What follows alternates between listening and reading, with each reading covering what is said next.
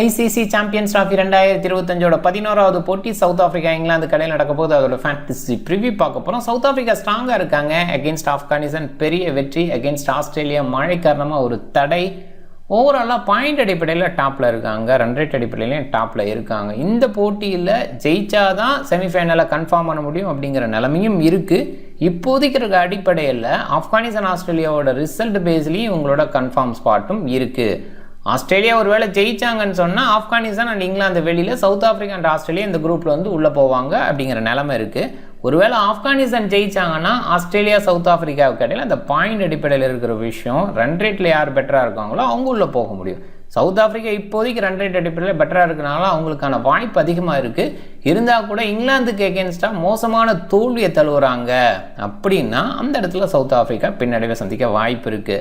கொஞ்சம் சிரிக்காமல் கேளுங்க, இங்கிலாந்துக்கு எகென்ஸ்டாக 150 ரன் வித்தியாசத்தில் தோத்தா, இங்கிலாந்து சம ஃபார்மில் இருக்காங்க, அவங்க 150 ரன் வித்தியாசத்தில் அகென்ஸ்ட்டு சவுத் ஆப்பிரிக்கா ஜெயிக்கணும். அப்படி நடந்ததுன்னா ஆஸ்திரேலியா ஆப்கானிஸ்தான் உள்ளே போக முடியும். பட் இப்போ இருக்கிற இடத்துல ஆஸ்திரேலியா ஆப்கானிஸ்தான் மேட்ச் மழை காரணமாக தடைப்பட்டு நிற்கிது. இது அப்படியே கண்டினியூ ஆகி வாஷ் அவுட் ஆகுது, ரிசல்ட் வரல அப்படின்னு சொன்னால் ஆப்கானிஸ்தானுக்கும் சவுத் ஆப்பிரிக்காவுக்கு இடையிலையும் ஒரு போட்டி இருக்கும். ஏன்னா ஆஸ்திரேலியா 4 பாயிண்டோட மேலே போயிடுவாங்க, Afghanistan 3 point, south Africa 3 point அப்படிங்கிற அந்த நிலைமை இருக்கும். அந்த இடத்துல சவுத் ஆப்பிரிக்கா இங்கிலாந்து கடையில் இருக்கிற இந்த போட்டி முக்கியமான போட்டியாக இருக்கும். அப்பயுமே இங்கிலாந்து ஒரு 150 ரன் வித்தியாசத்தில் சவுத் ஆப்பிரிக்காவை ஜெயிக்க வேண்டியது இருக்குது. அப்படி ஜெயிச்சா ஆப்கானிஸ்தான் அண்ட் ஆஸ்திரேலியா உள்ள போவாங்க, சவுத் ஆப்பிரிக்கா வெளியில் போவாங்க. இதெல்லாமே சினாரியோ. இந்த போட்டி முடியலை, அதாவது ஆஸ்திரேலியா ஆப்கானிஸ்தான் போட்டி முடியல, அதனால் இந்த சினாரியோ சொல்ல வேண்டியது இருக்குது. March 1 2 PM அவங்களோட டைம், நம்மளோட டைம் 2:30 PM மேட்ச் ஸ்டார்ட் ஆகுது. MSC Cricket 11 அப்படின்னு சர்ச் பண்ணி டெலகிராமில் ஜாயின் பண்ணிக்கோங்க. குழப்பம் இருந்ததுன்னா டாப் கமெண்ட் லிங்க் இருக்குது, கிளிக் பண்ணி ஜாயின் பண்ணிக்கோங்க. X11 சூப்பரான ஆப், ஸ்மால் லீக்குக்கு ரொம்பவே பெஸ்ட்டாக இருக்குது. 100% TDS GST கிடையாது. ஸ்மால் லீக்குக்கு பெஸ்ட்டாக இருக்கிறதுக்கு காரணம் கமிஷன் குறைவாக எடுத்துக்கிட்டு இருக்காங்க, அதனால் லாபம் நமக்கு நல்லாவே கிடைக்குது. ரெகுலராக ஃப்ரீ கான்டெஸ்ட் கொடுக்குறாங்க. ப்ராக்டிஸ் பண்ணணும்னு நினைக்கிறவங்களுக்கு நல்ல வாய்ப்பு. X11 இன்ஸ்டால் பண்ணலைன்னா டாப் கமெண்ட் லிங்க் இருக்குது, கிளிக் பண்ணி இன்ஸ்டால் பண்ணி என்னோட ரெஃபரல் கூட பயன்படுத்த மறக்காதீங்க. சவுத் ஆப்பிரிக்கா முதல் போட்டியிலேருந்து ஒரு மாற்றம் செய்வாங்கன்னு நினைக்கிறேன். ஹென்ரிச் கிளாசன் ஃபிட்டாக இருக்கார், விளையாண்டுட்டு இருக்காரு, அதனால் அவர் உள்ள டோனி டிசோசி வெளியில். இந்த ஒரு இடம் தான் யோசிக்கிற மாதிரி இருக்குது. இன்னொரு பாயிண்ட் யோசிக்கலாம், இங்கிலாந்து இந்தியா சீரியஸில் ஸ்பின்னர்ஸுக்கு எகென்ஸ்டாக கஷ்டப்பட்டாங்க. இன்னும் சொல்ல போனால் இந்தியன்ஸு ஒரு பேஸ் பவுலிங் ஆல்ரவுண்டர் அப்படிங்கிற அந்த மாதிரி ஆங்கிளில் தான் போனாங்க, நிறைய ஸ்பின்னர் வச்சு போனாங்க. அப்படி இங்கிலாந்துக்கு எகென்ஸ்டாக யோசிச்சாங்கன்னா கிடிக்கு பதிலாக அங்கே சம்சியை யோசிக்கலாம். கிடி ரீசெண்டாக நல்ல பவுலிங் கொடுக்குறாரு, அதில் எந்த டவுட்டுமே இல்லை. சவுத் ஆப்பிரிக்கா இந்த சீரியஸை ஒரு டெம்ப்ளேட் பேஸில் யோசிச்சிருப்பாங்க. அந்த டெம்ப்ளேட்டில் இந்த 11 தான் இருக்கும்னு நினைக்கிறேன். ஒருவேளை டோனி டிசோசியை முன்னாடி வச்சுருக்கலாம், அப்புறம் ரிக்கல்ட்டை நல்லா விளையாண்டதுனால பாசிபிளாக அது மாறி இருக்குது. இந்த 11 அப்படின்னு ஃபிக்ஸ் பண்ணிட்டாங்கன்னு சொன்னால் பாசிபிளாக மாற்றுறதுக்கு வாய்ப்பு இல்லை. ஒரு ஸ்பின்னர் கூட மார்க்ராம் அப்படிங்கிற அந்த ஆங்கிளில் மட்டும் போவாங்க. இல்லை சம்சி அண்ட் கிடி இப்படி ஒரு சேஞ்ச் பண்ணணும்னு யோசிப்பாங்களான்னு பார்க்கணும். மோஸ்ட் ப்ராபப்ளி அடுத்த 11 இங்கிலாந்துக்கு அப்புறம் எப்படி இன்னொரு 11 எடுத்துகிட்டு போவாங்க அடுத்த மேட்ச்சுக்கு அப்படிங்கிற அந்த ஆங்கிளில் தான் யோசிப்பாங்க. இப்போ கிடி இருக்கிறதுக்கான வாய்ப்பு தான் அதிகம். ஸ்டப்ஸு கேப்டன் போஸ்ட்கான வாய்ப்பு குறைவாக இருக்குது. டோனி டிசோசி மேலே இருப்பாரா, ஹென்ரிச் கிளாசன் உள்ள வருவாரா, இந்த இடம் மட்டும் கேள்வி. ரிக்கல்டன் பாவமா அப்போ ஓப்பன் பண்ணுவாங்க, டிசோசி இல்லைன்னா. அண்டு டாப் ஆர்டர் இவங்க 4 பேருமே நல்ல பர்ஃபார்மன்ஸு போன போட்டியில் கொடுத்தாங்க. டேவிட் மில்லர் ஒரு ஸ்டார்ட் கொடுத்தாரு, ஒரு சூப்பர் கேட்ச் மூலமாக அவுட் ஆனார். கண்டிப்பாக டீசெண்டாக விளையாண்டுட்டு இருக்காரு. ஃபினிஷிங் ரோலில் ரொம்ப நல்லா சவுத் ஆப்பிரிக்காவுக்காக பண்ணிட்டு இருக்காரு. அவர் மோஸ்ட்லி வெளியில் வைக்க மாட்டாங்க, அவர் இடத்த கூட சில பேர் சொல்கிறாங்க. பட் கண்டிப்பாக அவர் வந்து குவாலிட்டி ஃபினிஷர், ஸோ அதை கண்டினியூ பண்ணுவாங்க. அண்ட் நடுவில் ஒரு லெஃப்ட் ஹேண்ட் தேவைங்கிற ஆங்கிள்லையும் மில்லரை யோசிப்பாங்க. கிளாஸ் அண்ட் ஸ்பின்னர்ஸ் எகெயின்ஸ்டாக ரொம்பவே சூப்பராக விளையாடுவார். நல்ல ஹிட்டிங் எபிலிட்டி, க்ளீன் ஹிட்டை. மல்டரோட ஃபார்ம் ரொம்பவே சூப்பராக இருக்குது. அண்டர் ரேட்டர் ஆல்ரவுண்டர்னு சொல்கிறாங்க. நியூ பாலில் ஸ்விங் பண்ணுறாரு, மிடில் வேரியேஷன் கொடுக்குறாரு, இண்டோரில் யார்க்கர் எல்லாமே ஓரளவு கொடுக்க முடியுது. குவாலிட்டி, பட் ஸ்டில் நிறைய பயன்படுத்தலை சவுத் ஆஃப்ரிக்கன்ஸ் அப்படின்னு தான் சொல்லணும். மார்க்கோ யான்சன், மஹராஜ், ரபாடா, கிடி எல்லாருமே கண்ட்ரோல் பவுலர். இப்போ ஃபார்ம் நல்லா இருக்குது. மார்க்கோ யான்சன் ஹிட்டிங் பேஸ்லையும் பெஸ்ட்டாக யோசிக்கலாம். மஹராஜ் கொத்தா விக்கெட் எடுக்கிறது இல்லை, அதனால் ஒரு one of the spinner, okay control bowler அப்படிங்கிற மாதிரி மட்டும் யோசிக்க முடியும். ரபாடா விக்கெட் டேக்கிங்கில் டீசெண்டாக இருக்கார். ரீசெண்டாக SA20 சில போட்டிகள் நல்லா பண்ணார். கண்டிப்பாக அந்த ஃபார்ம் அங்கே கொண்டு வர முடியும். அண்ட் ஒன் டே ஃபார்மேட்டில் பெஸ்ட்டாகவும் இருக்க முடியும். ஃப்ளாட் ட்ராக்கில் அவருடைய வெரைட்டி ஒத்து வரும்னு நினைக்கிறேன். கிடியோட வேரியேஷன் சூப்பராக இருக்கும். ஒன் டே ஃபார்மேட்டில் ரொம்பவே பெஸ்ட்டாகவும் இருந்திருக்கார் சவுத் ஆஃப்ரிக்காவுக்காக. இங்கிலாந்து இங்கே ஒரு பாயிண்டில் யோசிக்கும் போது Ben Duckett and Joe Root மட்டுமே ஒன் டே பிளேயர் மாதிரி தெரியுறாங்க. ஏன்னா இவங்க நிறைய ஃப்ரான்சிஸ் கிரிக்கெட்டில் போய் விளையாடுறதில்ல. ரூட் விளையாண்டார், இப்போ SA20 விளையாண்டார், இருந்தால் கூட ப்ராப்பர் T20 பிளேஸில் அதிகமாக எடுத்துகிட்டு வரதெல்லாம் இல்லை. ஒரு one day format and test cricket format அப்படிங்கிற அந்த ஆங்கிளில் மட்டும் ஜோ ரூட்டை நிறைய யோசிச்சிருக்காங்க. அண்ட் SI20 கூட எடுத்து வந்ததுக்கு ஒரு காரணம் பால் ராயல்ஸு ட்ராக்ஸ் எல்லாமே ஸ்லோ ட்ராக்ஸு ஸ்பின்னர் ட்ராக்ஸு, அந்த இடத்துல ஒரு நல்ல ஆல்ரவுண்டர் டாப் ஆர்டரில் ஓரளவுக்கு ஸ்டெபிலிட்டி கொடுத்து விளையாடணும் அந்த ஆங்கிளில் தான் ஜோ ரூட்டை அங்கே எடுத்துகிட்டு போனாங்க. ஸோ அது அண்டர்ஸ்டாண்டபிள். ஸோ இங்கே அப்படின்னு பார்க்கும்போது இவங்க 2 பேரும் தான் ஒன் டே கிரிக்கெட் விளையாடுறாங்க. மற்ற எல்லாருமே நிறைய பக்கம் போய் ஃப்ரான்சிஸ் கிரிக்கெட் விளையாடுறாங்க. ஜேமி ஸ்மித்து நம்பர் 3 கொண்டு வந்திருக்காங்க. இது என்ன பிளான்னே புரிஞ்சுக்க முடியாத அளவுக்கு தான் இருந்தது. ஏன்னா ஜோ ரூட் நல்லா விளையாண்டுருக்கார், ஹாரி ப்ரூக் இதுக்கு முன்னாடி நல்லா விளையாண்டுருக்கார். இப்போ அவ்வளோ கிரேட்டாக இல்லை அப்படின்னா கூட அவங்களாம் விளையாண்டுருக்காங்க, அவங்களாம் இன்னுமே டவுன் ஆவாங்க அப்படிங்கிற அந்த அண்டர்ஸ்டாண்டிங் கூட வரல. ஜேமி ஸ்மித்து ஸ்பின்னரை ஹேண்டில் பண்ணுவார் அப்படிங்கிற ஒரு விஷயம் மட்டும் லொமாசிக்கில் நம்ம பார்த்துருக்கோம். ஸ்டில் அவர் லிஸ்டே கரியரில் ஒரு செஞ்சுரி கூட அடித்ததில்லை. அவரை நம்பர் 3 மாதிரி இடத்துல இறக்கி விடுறது ரொம்பவே பிளண்டராக பார்க்குறேன். ஓவராலாக என்ன டிசிஷன் தெரில. ஓவரால் அவங்க ஒரு பிளானில் இருக்காங்க, அது நமக்கு புரியலையா, அது பிளானே இல்லை, ஒரு பிளானே இல்லாமல் வர்றாங்க அப்படின்னு மட்டும் அண்டர்ஸ்டாண்ட் பண்ணிக்கலாமா? எனிவே இங்கிலாந்தை பொறுத்த வரைக்கும் இந்த பேட்டிங் டெப்த்து வச்சுக்கணும்னு நினைக்கிறாங்க. அண்ட் பவுலிங் சைடுமே யோசிக்கும் போது 3 பேஸரோட போகிறாங்க. ஒரு பக்கம் மார்க்வுட் போன போட்டியில் இன்ஜுரி ஆனார், அதனால் மோஸ்ட்லி விளையாட மாட்டேன்னு நினைக்கிறாங்க. சக்கிப் முகமது வந்துருவார், ஜோஃப்ரா ஆர்ச்சர், ஓவர்டன், இப்படி தான் போகிறாங்க. ஒரு சப்கான்டினென்ட் கண்டிஷன் டீமுக்கு எகென்ஸ்டாக ஆப்கானிஸ்தானுக்கு எகென்ஸ்டாக 3 பேசர் போதுமா? அதில் 2 பேசர் மட்டும் குவாலிட்டி பேசர், 3rd பேசர் அந்தளவுக்கு கிடையாது. அப்படிங்கும்போது அது சரியான முடிவா அப்படின்னே புரிஞ்சுக்க முடியும். ஒரு ஃப்ளாட் ட்ராக், இன்னும் சொல்ல போனால் ஒரு ஸ்பின் ட்ராக்காக இருந்து நான் ஸ்பின்னர்ஸ் நிறைய எடுத்துகிட்டு போகிறேன் அப்படிங்கிற அந்த ஆங்கிள் யோசிச்சா கூட ஓகே. கண்டிப்பாக ஃபாஸ்ட் பவுலிங் ஆல்ரவுண்டர்ஸ் நிறைய பேர் இருக்காங்க. டாம் கரன், சாம் கரன் இவங்கெல்லாம் கூட இருக்காங்க. இருந்தாலுமே இந்த செலெக்ஷன் பேஸ்லேயே பெருசாக அண்டர்ஸ்டாண்ட் பண்ணிக்க முடியல. பிரைடன் காஸ் அவுட் ஆகும்போது கண்டிப்பாக அந்த இடத்துல ஒரு ரீப்ளேஸ்மெண்ட் எடுத்துகிட்டு வந்திருக்கலாம். நல்ல ஃபார்மில் சாம் கரன் ரீசெண்டாக பவுல் பண்ணதெல்லாம் பார்த்தோம். டாம் கரனோட பவுலிங்குமே டீசெண்டாக இருந்திருக்கு, ஜோர்டான் இருந்திருக்காரு. ஸோ இவங்களெல்லாம் ஏன் மிஸ் பண்ணுறாங்க, இப்படி ஒரு டீமை எடுத்து வந்தாங்க புரிஞ்சுக்க முடியல. எனிவே பார்க்கலாம். அண்ட் ஓவராலாகவே பார்த்தீங்கன்னா அந்த செலெக்ஷனில் அண்ட் குறிப்பாக கஸ் அட்கின்சனையாவது உள்ளே கொண்டு வந்திருக்கலாம். ஒரு பிளேயரை ஆஃப் பண்ணலாம், ஜேமி ஸ்மித்தை ஆஃப் பண்ணிவிட்டு கஸ் அட்கின்சனை உள்ளே கொண்டு வந்தால் ஒரு எக்ஸ்ட்ரா பவுலர் கிடைக்கும். போன போட்டியில் மார்க்வுட் இன்ஜுரி ஆனதுக்கப்புறம் மார்க்வுட் நல்ல ஸ்டார்ட் கொடுத்தாரு. அதுக்கப்புறம் ஒரு போட்ட ஓவர்ஸ் எல்லாம் அந்தளவுக்கு கிரேட்டாக அவர்கிட்டேருந்தே வரலை அப்படிங்கிறது இருக்குது. ஏன்னா இன்ஜுரி கன்சர்ன் அவருக்கு இருந்துக்கிட்டே இருக்குது அப்படிங்கிறது, எக்ஸ்ட்ரா பேஸ் இருக்கிறதுனால நிறைய தடவை பால் போட்டு கீழே விழுந்துடுறாரு. அதுவுமே இருக்குது. அவர் எழுப்புறதுக்கே ஒரு ஆள் வேணும், அம்பையர் அப்பப்போ எழுப்பி விட்டுட்டு இருக்காரு. இதுதான் போயிட்டுருக்கு. ஓவராலாகவே இந்த டீமில் இந்த போல் மேனேஜ்மெண்ட்டு அப்படிங்கிற ஒரு விஷயமும் தவறாக இருக்குது.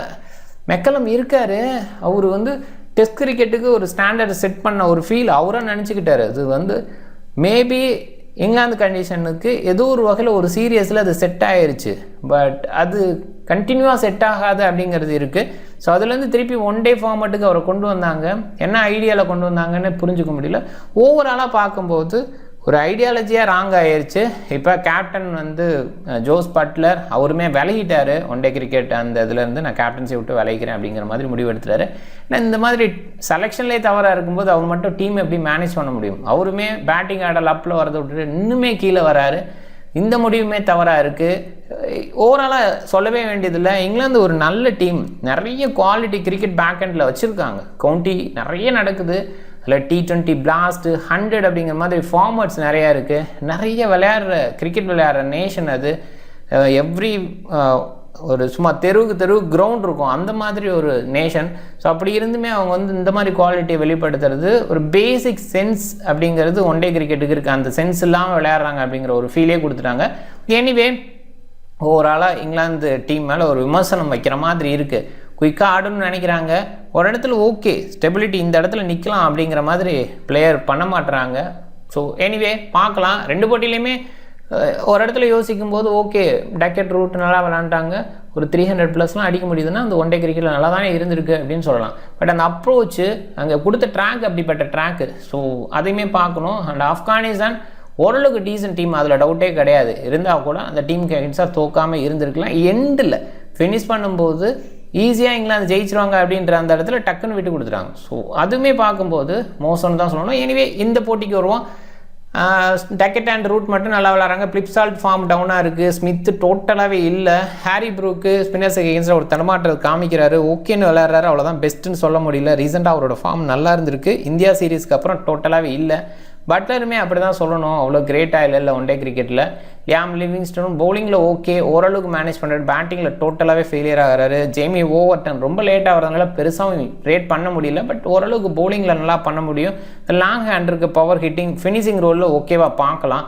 ஆர்ச்சரோட பவுலிங் நியூ பாலில் நல்லா இருக்குது. ஆதில் ரசீது, சக்கீப் முகமது பவுலிங்கில் கண்டிப்பாக குவாலிட்டி கொடுக்குறாங்க. ஓரளவுக்கு ஆர்ச்சர், ஆதில் ரசீது, சக்கீப் முகமதோட பவுலிங் நல்லாயிருக்கும், அதில் டவுட்டே கிடையாது. சப்போர்ட் பண்ணுறதுக்கு இந்த 2 பவுலர் தேவை. வெறும் 3 பவுலர் 2 பவுலர் வச்சுட்டுலாம் மேனேஜ் பண்ண முடியாது. கராச்சி 56 போட்டியில் 28 பேட் ஃபர்ஸ்ட், 28 சேசிங்கு, பெரிய டிஃப்ரென்ஸ் இல்லை. கொஞ்சம் ஸ்லோ ட்ராக்காக தான் நான் பார்க்குறேன். இதுனா கொஞ்சம் ஸ்கோர்ஸ் வருது, ஓப்பனர்ஸ் கூட என்ஜாய் பண்ணி விளையாட முடியுது. இனிஷியலாக 3 overs 4 overs 2 சைடுமே நியூ பால் இருக்கிறதுனால இந்த சைடு 3 over, இந்த பக்கம் 3 over 6 overs வரைக்கும் கொஞ்சம் மூவ்மெண்ட் இருக்கும் அந்த சைன் பாலில். அதுக்கப்புறம் பார்த்தீங்கன்னா ஃப்ளாட்டராக வருது, சூப்பராக இருக்குது, பேட்டுக்கு பெட்டராக வர மாதிரி ஒரு இருக்குது. ரொம்ப லேட்டாக கொஞ்சம் ஸ்லோ ஆகலாம். இந்த ஸ்லோ ட்ராக் அப்படின்றனால சில்னஸ் ஆடாக லேட் ஆகும்போது அந்த ஸ்லோனஸும் வரமாட்டேங்குது. நல்ல பேட்டிங் ட்ராக்காக இருக்குது. செகண்ட் ஹாஃபில் அதே சில்னஸ்னால சூப்பராக பேட்டுக்கு வருது. அதில் பெரிய டிஃப்ரென்ஸ் இருக்குது அது பேட் ஃபஸ்ட்டுக்கும் சேசிங்க்கும். ஸோ கண்டிப்பாக வந்து சேஸ் ப்ரிஃபர் பண்ணுவாங்கன்னு நினைக்கிறேன். சவுத் ஆஃப்ரிக்கா பேட் ஃபஸ்ட் பண்ணி ரன்ஸ் ஆன் த போர்டு வச்சுக்கலாம், போன போட்டி மாதிரி பண்ணலாம் அப்படிங்கிற அந்த ஆங்கிளில் யோசிப்பாங்க. இங்கிலாந்தை பொறுத்த வரைக்கும் என்ன பண்ணுறதுன்னு ஒரு குழப்பத்தில் தான் இருப்பாங்க. ஏன்னா முதல் போட்டியில் 350+ அடிச்சுமே ஒன்றும் பண்ண முடியல. ரெண்டாவது போட்டியில் அவங்களோட தாட் ப்ராசஸில் 300 அடிக்க முடியும் அப்படின்னு நினச்சாங்க எகென்ஸ்ட் ஆப்கானிஸ்தான். அங்கேயுமே ஒரு இடத்துல லாக் ஆனாங்க. ஸோ அதனால் அவங்களுக்கு ஒரு குழப்பம் தான் இருக்கும், பார்க்கலாம் ஆன் டைமில். 265 பேட் ஃபஸ்ட்டுக்கான ஆவரேஜ் 374 4 அப்படிங்கிற ஹை ஸ்கோரை இந்தியா அடிச்சிருக்காங்க. 300க்கு மேலே 18 முறை வந்திருக்கு. ரீசெண்டாக அது நிறைய முறை வந்திருக்கு, 200 கீழே 9 முறை வந்திருக்கு. பட் இந்த போட்டியில் அப்படிலாம் எதிர்பார்க்க வேண்டாம், நல்ல ஸ்கோர் வரும் எதிர்பார்ப்பு தான் இருக்குது. அண்ட் இங்கேன்னு பார்க்கும்போது ஃபார்ம் பேஸில் சவுத் ஆஃப்ரிக்கா டாப் ஆட பேட்டர்ஸ் எல்லாம் இருக்காங்க. இங்கேயுமே ஓரளவுக்கு ஃபார்ம் தான் இந்தியா சீரியஸுக்கு போகிறதுக்கு முன்னாடி.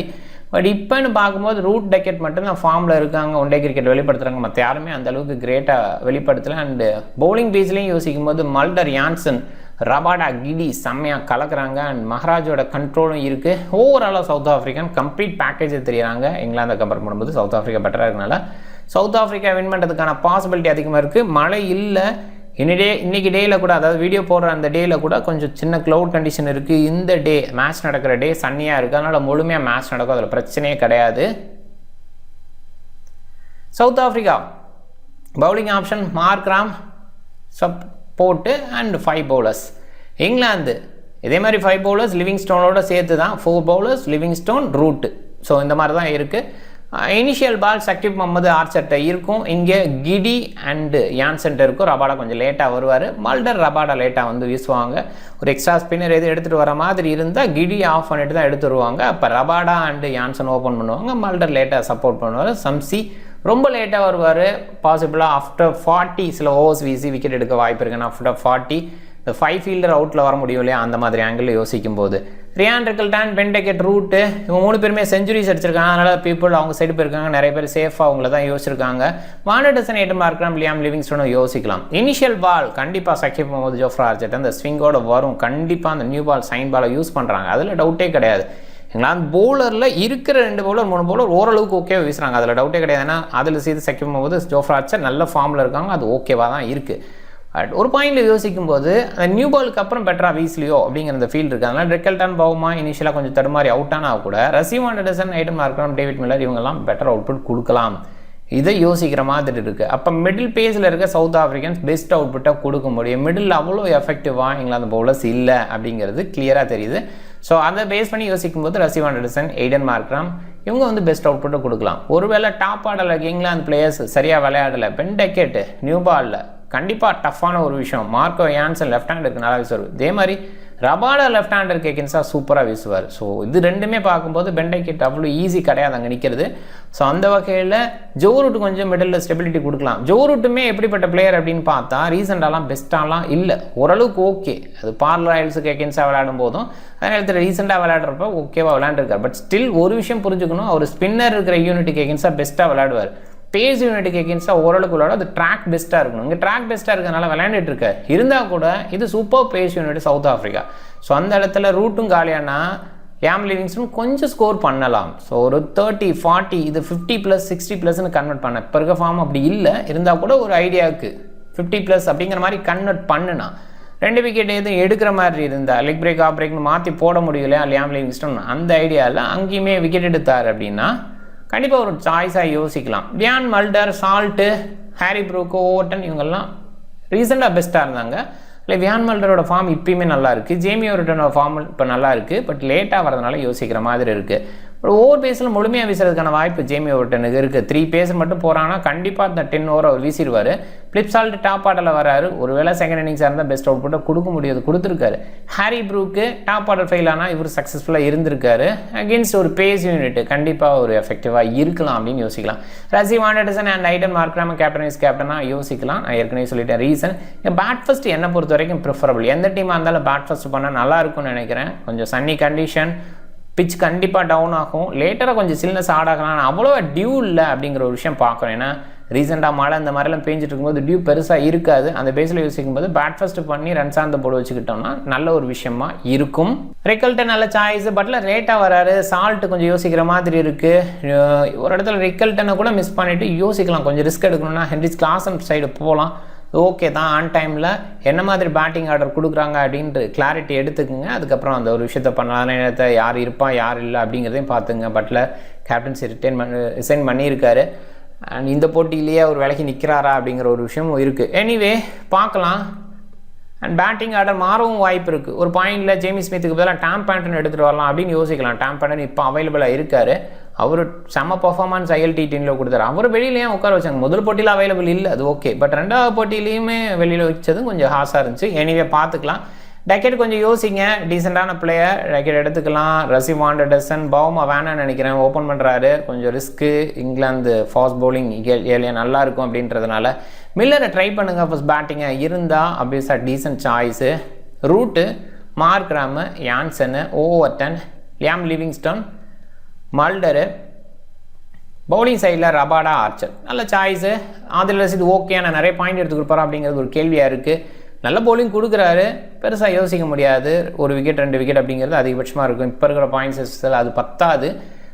கிடி டீசன்ட் சாய்ஸ், ட்ரை பண்ணி பாருங்கள். மார்க்கெட் இருக்கிறதுக்கான வாய்ப்பு கம்மி தான். சக்கீப் முகமது நியூ பாலில் எதுவும் பெஸ்ட் அவுட் போட்டு கொடுக்குறாரு பாருங்க. நிறைய நேரம் வந்த மேட்ச்சில் செம்ம கலக்கலாக பர்ஃபார்ம் பண்ணுறதுனால ஒரு சில இடங்களில் சக்கீப் முகமதை ட்ரை பண்ணுங்கள். கேப்டன் நான் மார்க்ராமை ட்ரை பண்ணலாம் நினைக்கிறேன். ஏற்கனவே நான் ரீசன் சொல்லிட்டேன். மார்க்ராம் கேப்டன் அண்ட் வைஸ் கேப்டனாக ரசி வாண்டர்சன். ரீசன் என்னன்னு நான் ஏற்கனவே சொல்லியாச்சு, சொன்னது தான். ஏன்னா மிடில் பேஸில் இங்கிலாந்துக்கு எகென்ஸ்டாக பிளேயர்ஸ் நல்லா விளாட்றாங்க. முதல் போட்டியில் ஜோஸ் இங்கிலீஷு, கேரி இவங்கெல்லாம் பெஸ்ட் பர்ஃபார்மன்ஸ் கொடுத்ததை பார்த்தோம். அகெயின் ஆப்கானிஸ்தானுக்கு எகென்ஸ்டாக ஏர்லியாக கொஞ்சம் ட்ரபிள் கொடுத்தாங்க. அந்த இடத்துல இப்ராஹிம் சட்ரான் ஓரளவுக்கு மேனேஜ் பண்ணார். மிடில் பேஸில் அவர் நல்லா விளையாண்டார். ஸோ அந்த இடத்துல மேனேஜ் பண்ணிவிட்டா பெட்டராக விளையாடலாம். அது டாப் ஆர்டரில் முடியவே முடியாதுன்னு நான் சொல்ல வரல. அப்படி ஒரு விஷயம் இருக்குது. அண்ட் மிடில் விளையாண்ட பிளேயர்ஸு நிறைய பேர் நல்லா விளையாண்டாங்க. இதெல்லாம் யோசிக்கும் போது மார்க்ராம் அண்ட் வாண்டர்சன் பெட்டராக இருப்பாங்கன்னு தோணுது. நீங்கள் டிஃப்ரெண்ட் டீமை ட்ரை பண்ணுங்கள். இந்த வீடியோ பிடிச்சிருந்தா லைக் பண்ணுங்கள், உங்கள் ஃப்ரெண்ட்ஸுங்களுக்கு ஷேர் பண்ணுங்கள். சேனலை சப்ஸ்கிரைப் பண்ண மறக்காதீங்க. மிக்க நன்றி.